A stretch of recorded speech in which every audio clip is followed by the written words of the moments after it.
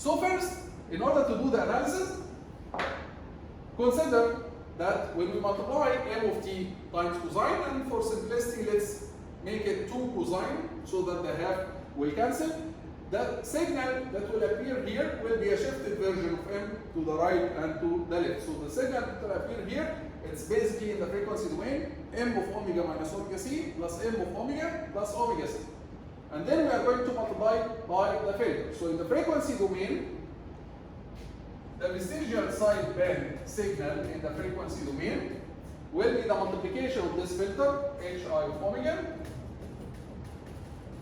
times the signal here. And the signal here is m shifted to the right, shifted to the left. M of omega minus omega c plus m of omega plus omega c.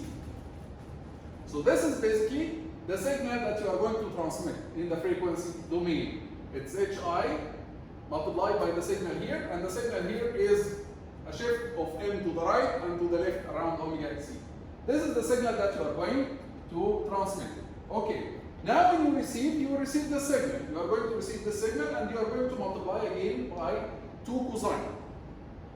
You are going to multiply again by 2 cosine. When you multiply by 2 cosine, what will happen is that the whole signal here is going to shift to the right. The whole signal here is going to be shifted to the left. So let's call the signal here, let's call it E of t, and in the frequency domain, we'll call it E of omega. E of omega will be what?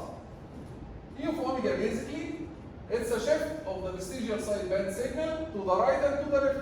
It's phi vestigial-side band of omega minus omega c plus phi vestigial-side band of omega plus omega c, right?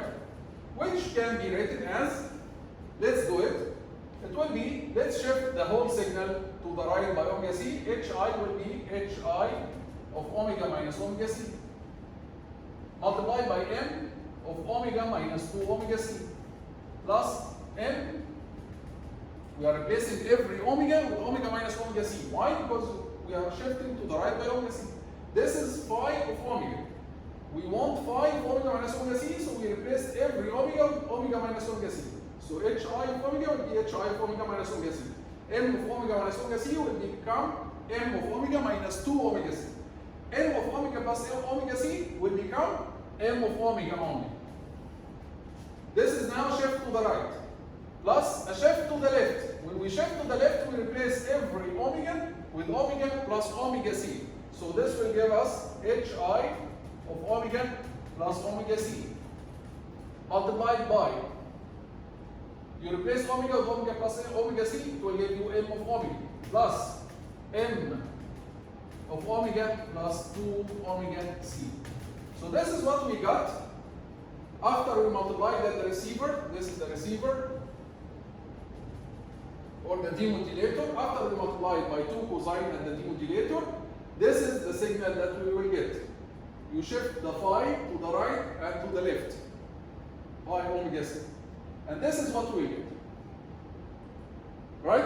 Let's just rewrite this equation in a simpler way. We are going to collect the terms that have m of omega together. So E of omega can be written as m of omega multiplied by m of omega multiplied by hi of omega minus omega c plus m of omega multiplied by hi of omega plus omega c plus we have this term here hi of omega minus omega c multiplied by m of omega minus 2 omega c, and we have this term here hi of omega plus omega c multiplied by m of omega plus 2 omega c. This is now E of omega. We wrote it in a different way. Now E of omega is going to pass through a filter, and this filter has a transfer function or a frequency response h node of omega. So what will happen at the output? Let's call the output for now. Let's call the output y of t, and in the frequency domain we'll call it y of omega. So the output of this filter y of omega will be the multiplication of E of omega times H node of omega, right? So y of omega will be E of omega times H node of omega, where H node is the equalizer filter that we are looking for. Let's do the multiplication. When we do the multiplication, what we'll get all the terms here, E of omega multiplied by H node of omega. So I'm going to write them again. M of omega multiplied by Hi of omega minus omega c plus Hi of omega plus omega c multiplied by H node of omega plus Hi of omega minus omega c M of omega minus 2 omega c multiplied by H node of omega. Again, plus Hi of omega plus omega c multiplied by M of omega plus 2 omega c multiplied by the filter, the equalizer filter, which is H node of omega. Don't forget that the equalizer filter is a low pass filter, which means that it exists in the baseband, right? So now let's look at these terms. H node is a filter that exists in the baseband. We are multiplying it times the signal that is shifted at 2 omega c. So this signal M of omega plus 2 omega c exists at 2 omega c, right? This is our signal. This is M of omega minus 2 omega c. M of omega plus 2 omega c is shifted to the left. We are multiplying now M of omega minus 2 omega c, this is M of omega minus 2 omega c, times the filter that exists in the, low pass. A filter that exists in the low pass. So this term, M of omega minus 2 omega c, exists at 2 omega c. We are multiplying it times the filter that exists in the low pass. When we do the multiplication, what do you get? You get 0. So this term will be 0 because H node of omega exists in the low pass, M of omega minus omega c exists in another frequency band, in a high frequency band. So this term is going to give you 0. What about this term? Same thing. M of omega plus 2 omega c, it's a signal shifted left at 2 omega c, it exists at 2 omega c, and we are multiplied by something, by a filter that is low pass, that exists in the low pass for the base band. So the multiplication here is going to be also 0. So the result of y of omega now, the result of y of omega will be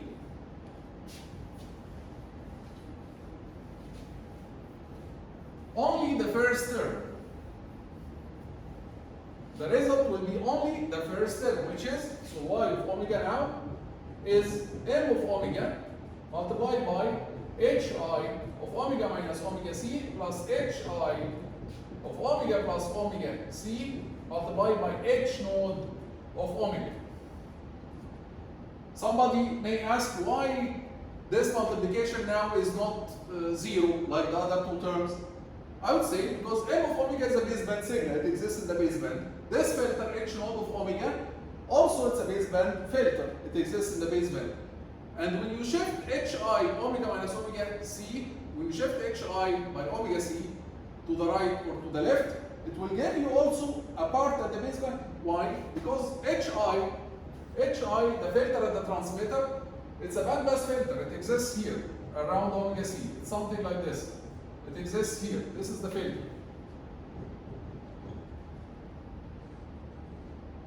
This is Hi of omega. When you shift it to the right by omega c or to the left, it will give you a baseband. This is Hi of omega minus omega c.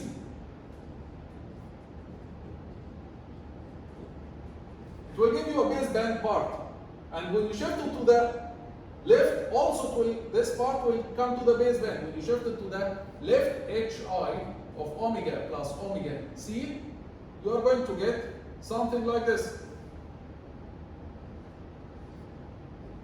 At minus 2 omega c, and so when you shift to the right or to the left, you are going to get the baseband part of the filter, right? And H naught is already baseband, M of omega is already baseband, so the multiplication will not be 0. Okay? So now we reach to that the output of the filter at the receiver, the output of the equalizer filter, which we call Y, it equals to this equation. But remember what we wrote here. We wrote here that we want the output to be M of t, right? So we want Y of t to be equal to M of t. So we want this Y, I'm going to remove this for now. We want this Y, we want this Y to be M. So M of omega, if we want Y to be M, then M of omega will be equal to M of omega multiplied by Hi of omega minus omega c plus Hi of omega plus omega c. All this is multiplied by H naught of omega.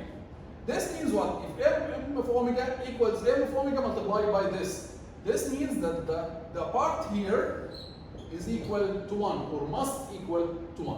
Which means that in order for this to equal 1, H naught of omega must be equal to 1 over Hi of omega minus omega c plus Hi of omega plus omega c.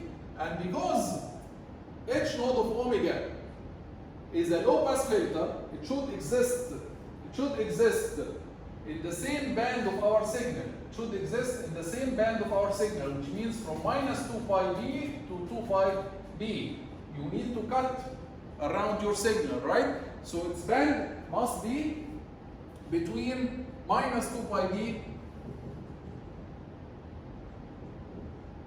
to 2 pi b. So this is the range of our filter. So H naught of omega will be equal or should be equal to 1 over Hi of omega minus omega c plus Hi of omega plus omega c within this band. Outside this band, it should be 0 otherwise.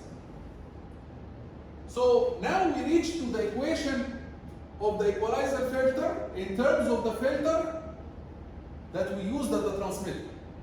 So you can use, in theoretically speaking, you can use any filter at the transmitter, Hi, but you have to design your equalizer filter and the receiver to satisfy this equation in order to reconstruct your message once again. In order for the output to be equal to your message, you have to use an equalizer filter and the receiver that satisfies this equation within the band of your signal. This equation applies equally to what? It applies equally to f. You can write the same equation using the frequency f.